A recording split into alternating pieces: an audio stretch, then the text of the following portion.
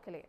चलिए दूसरी खबर की ओर बढ़ते हैं। संभल हिंसा और इस पूरे मामले में एक बेहद अहम कार्रवाई की गई है। सीओ अनुज चौधरी के खिलाफ एफआईआर के आदेश हैं।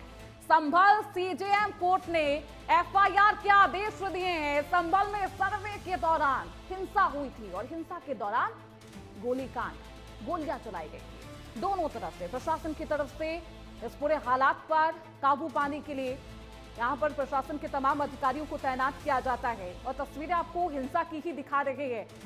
और इसके बाद इंटरनेट सेवाएं बंद कर दी जाती है। देखिए किस तरीके से पुलिस प्रशासन पर पत्थरबाजी की जाती है। लेकिन अब इस मामले में बेहद अहम कार्रवाई ये की गई है, ये कहा गया है सीजेएम कोर्ट की तरफ से कि सीओ जो कि तत्कालीन सीओ थे वहां पर अनुज चौधरी, उन पर भी एफआईआर दर्ज हो।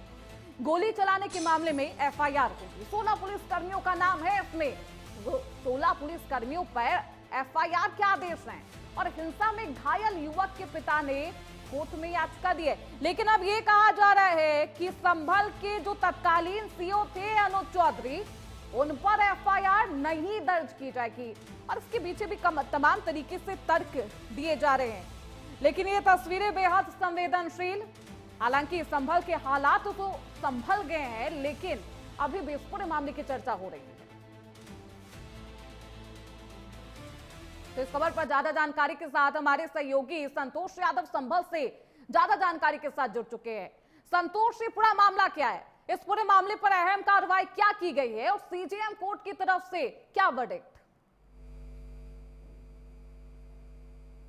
देखिए, मैं आपको बता दूं, ये संभल की 24 नवंबर को सर्वे के दौरान हिंसा हुई थी, उससे जुड़ा पूरा मामला है, जिसमें 29 पुलिसकर्मी शायद ऑफिसर्स जो है घायल हुए थे। 4 लोगों की मौत हो गई थी। उसके बाद जो है बड़ा जो एक्शन अब जो कोर्ट है सीजेएम कोर्ट उसके सामने आया है, क्योंकि आलम जो था फेरी लगाने निकला था, मजदूरी करने निकला था, पापी और बिस्कुट बेचने निकला था। उसी 3 पहिया जो रिक्शा से मजदूरी करने निकला था, उसके पिता यामीन है, उन्होंने याचिका दायर की थी। लेकिन 26 नवंबर को याचिका के बाद उसको ही आरोपी बना गया था, आलम को आरोपी बना दिया था। लेकिन उसको 26 नवंबर के लिए उसके लिए 3 ब्लड उसके बॉडी से निकली थी, 2 पीठ से निकली थी, 1 हाथ से निकली थी। उसके बाद जो सीजेएम कोर्ट है उसने संज्ञान लिया और सीएम कोर्ट की याचिका पर सीएम कोर्ट ने उसको जो 16 पुलिसकर्मी उन पर मुकदमा दर्ज करने के निर्देश दिए हैं, जिसमें एएसपी जो अनुज चौधरी हैं, वर्तमान एएसपी हैं, फिरोजाबाद में तैनात हैं और उस समय तत्कालीन सीओ संभल के थे, और अनुज तोमर जो इंस्पेक्टर थे, उन पर मुकदमा लिखने के आदेश किए गए हैं। बड़ी बात यह है कि जिस तरह कहीं ना कहीं इन पर लापरवाही करने का आरोप लगाया है, उसका दावा है कि जिस तरह से जो घटना घटित है, तो मेरा बेटा मजदूरी करने निकला था। यामीन का दावा है, यामीन ने याचिका दायर की कि मजदूरी करने निकला था, आखिर उसके साथ ये घटना क्यों हुई,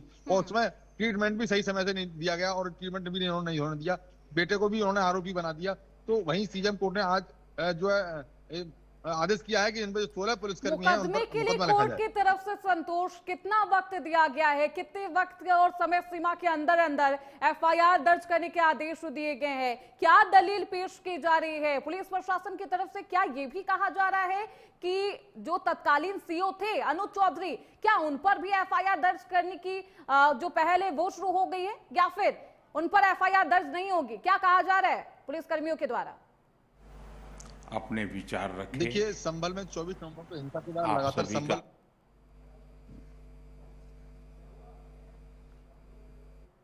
आ गया है, क्योंकि जो धुरंधर अधिकारी थे, जो धुरंधर अधिकारी पर मुकदमा लिखा जाना जिसको मैंने नोटिस किया, अनुज जो चौधरी उनका मुकदमा लिखने का आदेश। तो उन्होंने कहा कि मोदी जी पिछली बार आए थे। मैं वापस लौटूंगी संतोष आपके पास, लेकिन देखिए संभल हिंसा की वो तस्वीरें आपको दिखा रहे हैं। देखिए कैसे हालात बने हुए थे, और ये तब की तस्वीरें जब हिंसा होती है।